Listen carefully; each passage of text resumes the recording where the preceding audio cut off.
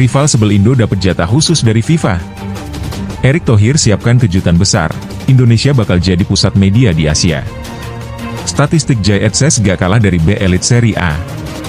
Jalan makin terbuka untuk Indonesia, Conte sangat tertarik.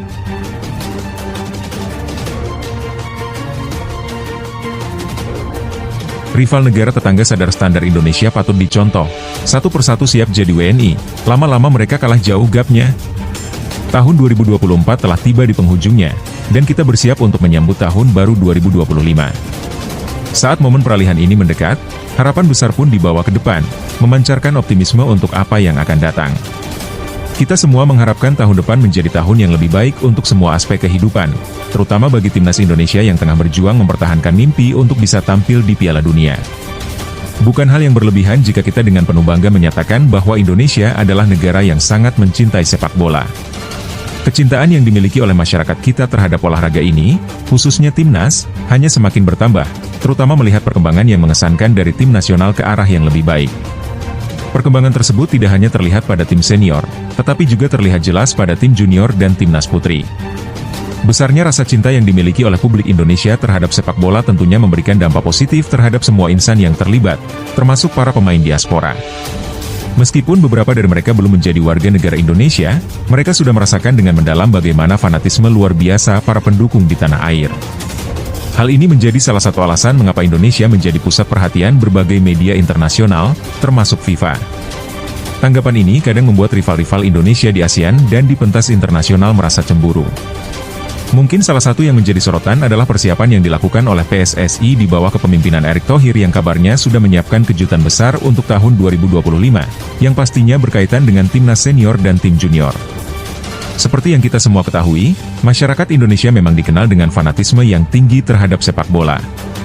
Terlebih kini, timnas Indonesia telah menunjukkan kemajuan yang signifikan, meskipun sebagian orang mungkin menyebut ketulusan dan semangat dari supporter kita sebagai hal yang cukup menakutkan bagi lawan-lawannya. Fakta yang sebenarnya adalah supporter Indonesia sangat ramah dan bersahabat. Bukti nyata bisa dilihat dari pengalaman supporter tim-tim negara lain seperti Australia, Jepang, dan Arab Saudi yang sudah merasakan betapa hangatnya sambutan yang diberikan oleh publik Indonesia. Keberagaman dan keramahan ini ternyata memberi pengaruh positif pada para pemain diaspora yang kini membuka diri untuk bergabung membela timnas. Nama-nama seperti Rini Timgens, Dion, Daniel, Tristan, dan Emil adalah beberapa dari banyak pemain di luar negeri yang kini memilih untuk membela tanah airnya. Semangat bersama, dengan rasa cinta yang tulus, adalah kekuatan yang mampu menghadirkan kebangkitan bagi Garuda untuk terus melangkah meraih mimpi dan ambisi, terbang jauh ke puncak kesuksesan. Semua akan disatukan oleh kekuatan cinta, harapan, dan kerja keras. Namun, kita tidak bisa lupa bahwa ada banyak pemain yang masih dalam tahap mempertimbangkan keputusan mereka untuk bergabung dengan tim nasional, seperti Jonathan, Pascal, Jaden, dan Ian. Mereka menerima dukungan dari para fans yang giat memberikan dorongan positif lewat komentar di media sosial atau pesan pribadi, menunjukkan betapa besar harapan kita semua untuk melihat para talenta berbakat ini berkontribusi bagi perkembangan sepak bola Indonesia. Lanjut pada pemikiran pemain legendaris asal Jepang, Keisuke Honda, yang menyatakan bahwa Indonesia adalah negara yang spesial. Ia berharap bahwa sepak bola Indonesia dapat mengukir prestasi yang lebih baik lagi ke depannya, sebab menurutnya potensi yang dimiliki oleh anak-anak muda di Indonesia sangat besar. Honda juga menekankan pentingnya memiliki impian, kemudian berjuang untuk mewujudkannya karena tanpa impian yang kuat, maka akan sulit untuk mencapai apa yang diharapkan. Dengan semakin mendekatnya tahun 2025, berbagai sorotan dari media internasional terhadap sepak bola Indonesia semakin meningkat. Peluang untuk menginjakan kaki di Piala Dunia tampak semakin cerah. Selain itu, penampilan sejumlah pemain diaspora yang menunjukkan performa luar biasa di klub mereka masing-masing juga telah membantu mengangkat nama Indonesia di pentas internasional. FIFA sendiri memberikan perhatian khusus kepada Indonesia, misalnya baru-baru ini ketika mereka memposting tentang fanatisme tanpa batas yang ditunjukkan oleh supporter kita. Giovanni Infantino, Presiden FIFA, mungkin telah mengungkapkan pandangannya dengan menyebut Indonesia sebagai tim paling seksi di Asia, sebuah pengakuan yang membawa kesan terhormat. Di balik semua kegembiraan ini, Erick Thohir selaku Ketua PSSI terus berupaya menyiapkan timnas Indonesia agar dapat bersaing lebih baik lagi. Dengan jadwal yang padat di tahun 2025 mendatang, semua persiapan harus dilakukan dengan matang. Salah satunya adalah penambahan pemain-pemain yang berkualitas. Dalam postingan terbaru di media sosialnya, Erik membagikan foto-foto saat dirinya bersalaman dengan para pemain diaspora yang kini memperkuat timnas Indonesia.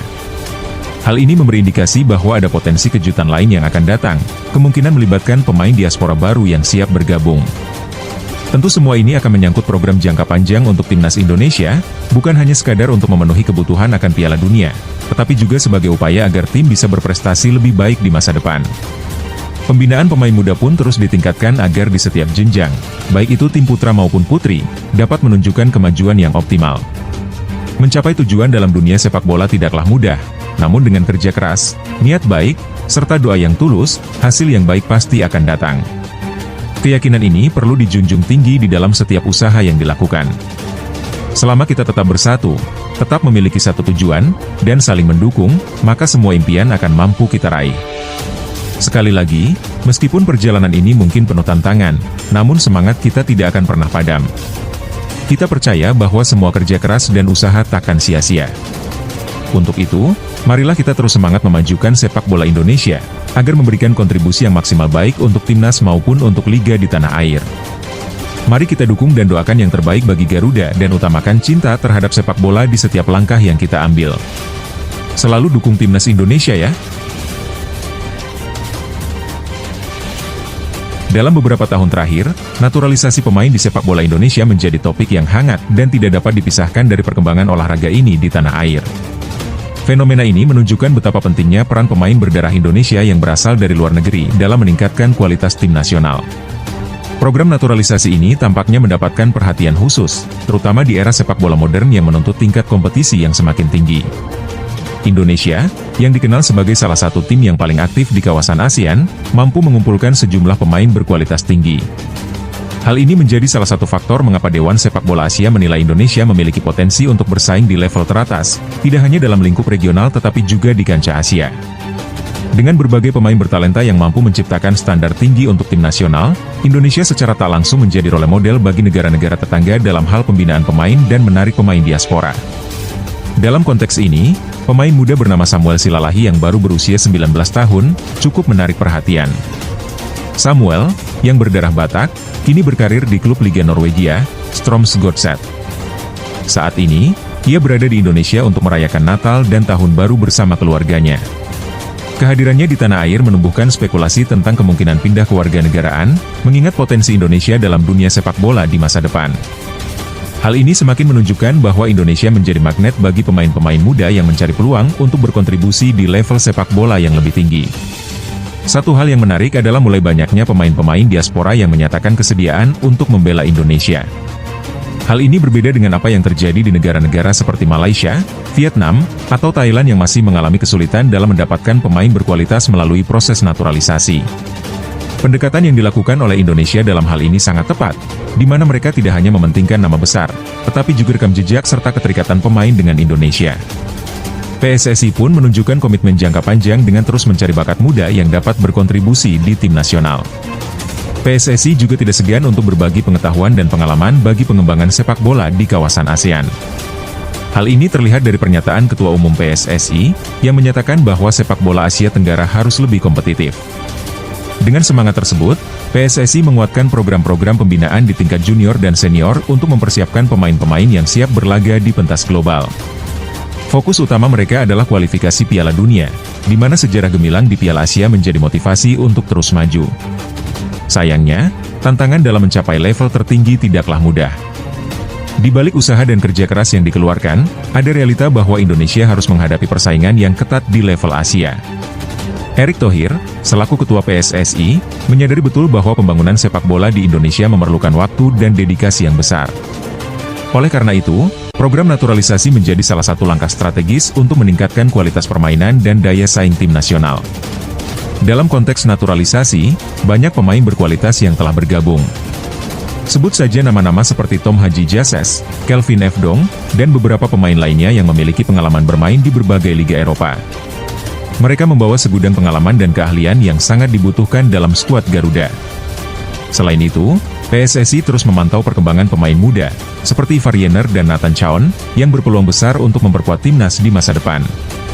Menariknya, ada juga upaya dari negara-negara tetangga seperti Vietnam, yang berusaha untuk belajar dari program naturalisasi yang diterapkan oleh Indonesia.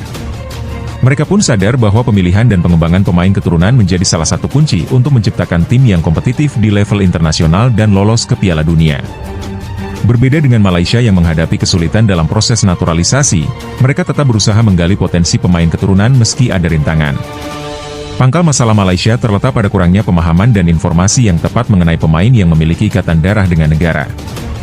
Hal ini seringkali menuai kritik dari publik, terutama ketika terjadi kesalahan dalam klaim status kewarganegaraan pemain. Prince Johor, seorang tokoh penting di industri sepak bola Malaysia, bahkan mengakui bahwa banyak pemain yang diincar tidak tahu di mana letak negara tersebut. Ia menyerukan kepada Federasi Sepak Bola Malaysia untuk belajar dari keberhasilan Erick Thohir dalam membangun sepak bola Indonesia. Pengetahuan dan kontak internasional yang dimiliki Thohir menjadi kunci penting dalam melakukan naturalisasi dan membawa perubahan positif. Tidak hanya bermain di kompetisi lokal, pemain berdarah Indonesia, Samuel Silalahi, kini menjalani karir di klub yang telah memiliki prestasi di Liga Norwegia. Keterampilan dan kemampuannya yang fleksibel dalam bermain di berbagai posisi menjadi aset berharga bagi tim nasional. Meski Samuel saat ini masih berstatus sebagai warga negara Norwegia, ada harapan bahwa proses naturalisasi tersebut akan berjalan lancar dan tidak rumit. Dengan perkembangan yang terjadi, ada harapan besar bahwa sepak bola Indonesia akan semakin maju. Semangat untuk terus berbenah dan berinovasi menjadi pendorong bagi seluruh tim di ASEAN untuk saling mendukung. Jika semua negara bergerak menuju standar yang lebih tinggi, bukan tidak mungkin bahwa akan ada peningkatan di level kompetitif sepak bola di Asia Tenggara. Kedepannya, diharapkan ajang seperti Piala AFF bisa memiliki kedudukan yang lebih baik dan diakui secara internasional. Dengan mengedepankan level kompetisi yang lebih serius serta menghadirkan tim-tim terbaik, Piala AFF tidak lagi dipandang sebelah mata. Jika semua ini tercapai, bukan hal yang mustahil bila kawasan ASEAN akan menjadi kekuatan baru dalam dunia sepak bola Asia. Dengan semua kemajuan dan langkah strategis yang diambil, harapan untuk sepak bola Indonesia semakin cerah. Tim Garuda diharapkan dapat terus bersinar di kancah Asia, tidak hanya sebagai peserta tetapi juga sebagai penantang serius di panggung internasional. Masyarakat, para penggemar, serta setiap individu yang terlibat dalam dunia sepak bola patut optimis dan berkontribusi aktif untuk mencapai tujuan bersama. Di sisi lain, dengan menggunakan kehadiran para pemain diaspora dan memperluas program naturalisasi, Indonesia berusaha membangun fondasi yang kuat untuk sepak bola yang lebih baik di masa depan. Ini adalah langkah positif yang harus terus didorong agar Indonesia bisa menjadi kekuatan yang tidak hanya diperhitungkan di Asia Tenggara, tetapi juga di Asia secara keseluruhan. Jangan lupa dukung SPS TV, dan selalu dukung Timnas Indonesia selalu ya!